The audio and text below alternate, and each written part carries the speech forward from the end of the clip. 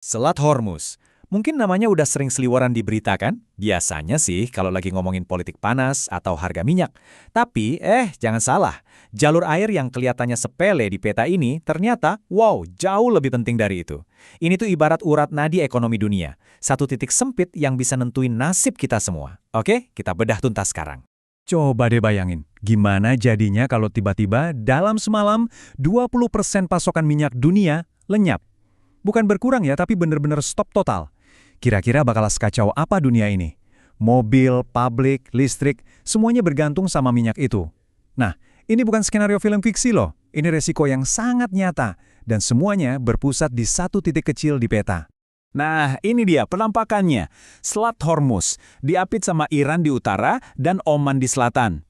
Jalur ini tuh satu-satunya gerbang keluar masuk dari Teluk Persia, tempatnya para raksasa produsen minyak dunia, ke lautan lepas. Di titik paling sempitnya, lebarnya cuma 33 km. Bayangin, cuma segitu. Nah, koridor sempit tapi super vital kayak gini, ini yang disebut titik sumbat atau choke point. Kalau sampai ditutup, wah perdagangan global bisa lumpuh. Bisa dibilang seluruh ekonomi modern kita itu bergantung pada kapal-kapal yang bisa lewat sini dengan aman. Biar kebayang sepenting apa selat ini, kita harus lihat angkanya. Dan serius deh, angkanya ini gila banget. Ini bukan sekedar jalur kapal biasa, ini beneran arteri utama buat energi seluruh dunia. Jadi, ini poin utamanya.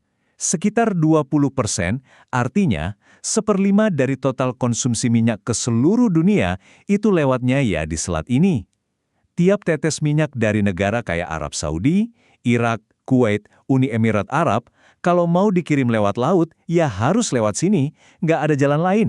Kalau kita ubah persenan tadi jadi angka beneran, jadi lebih bikin melongo lagi. Artinya, ada sekitar 17-20 juta barel minyak mentah yang lalu lalang di titik sempit ini. Bukan per tahun, bukan per bulan, tapi setiap hari. Gila kan? Nah, coba lihat grafik ini. Yang bikin Selat Hormuz ini krusial banget, itu ternyata bukan cuma minyak. Lihat deh bar di sebelahnya. Jalur ini juga jadi rute vital buat sekitar 20% dari seluruh perdagangan gas alam cair atau LNG di dunia. Qatar, salah satu eksportir LNG terbesar, itu bergantung banget sama selat ini.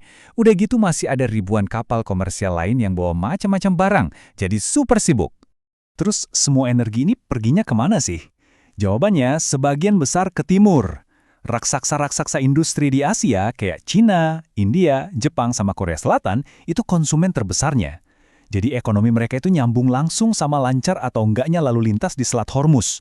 Ada gangguan dikit aja di sini, efeknya bisa langsung kerasa di pabrik-pabrik di Shanghai atau Seoul. Dengan peran sepenting ini, ya nggak heran kalau Selat Hormuz jadi rebutan dan pusat konflik selama ribuan tahun. Logikanya simpel, siapapun yang bisa ngontrol selat ini, ya dia yang pegang keran ekonomi paling penting di dunia. Sejarahnya panjang banget. Dari zaman Kekaisaran Persia kuno aja, selat ini udah jadi jalur dagang vital. Terus, di abad ke-16, giliran bangsa Eropa kayak Portugis yang datang dan ngambil alih. Kekuasaan ganti-gantian, tapi temanya sama, rebutan kontrol.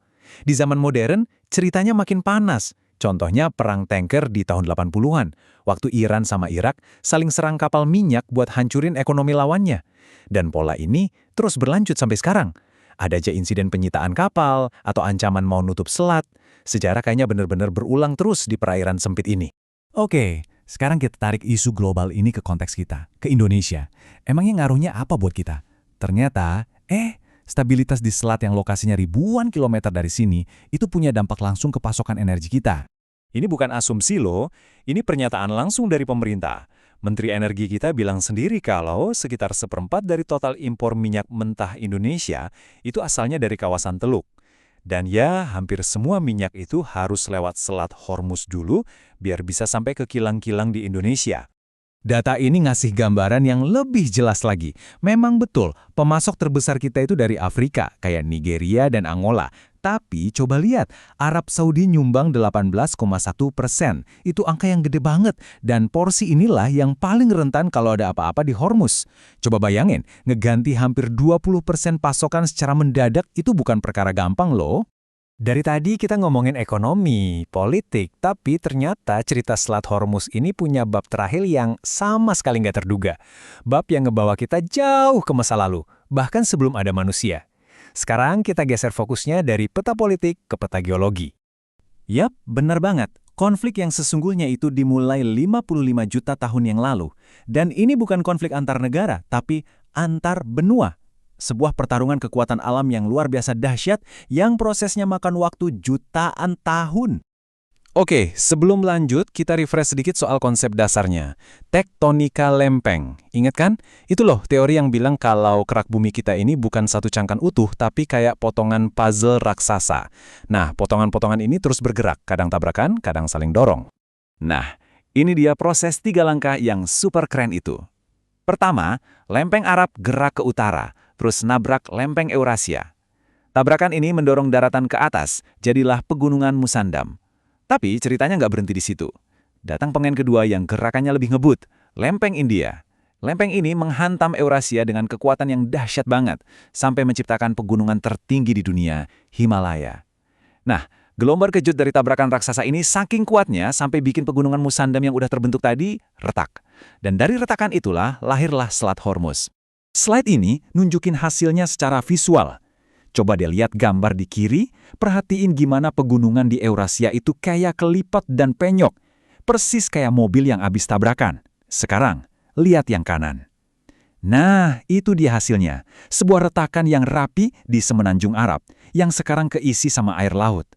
Proses geologis yang penuh kekerasan ini, secara nggak sengaja, justru menciptakan titik sumbat paling strategis di dunia modern kita. Ini ngebawa kita ke satu pertanyaan terakhir yang cukup dalam. Bayangin deh, tabrakan lempeng benua 55 juta tahun lalu menciptakan sebuah jalur air sempit. Jalur air itu kemudian jadi rute perdagangan rempah kuno, jadi pemicu perebutan kekuasaan zaman kolonial, dan sekarang jadi penentu keamanan energi dunia. Jadi, apa jangan-jangan geografi adalah takdir? Apa sejarah manusia dan ekonomi modern kita ini pada akhirnya cuma ditentukan oleh bentukan alam dari masa lalu yang sama sekali nggak bisa kita kontrol? Sebuah pemikiran menarik buat kita renungkan.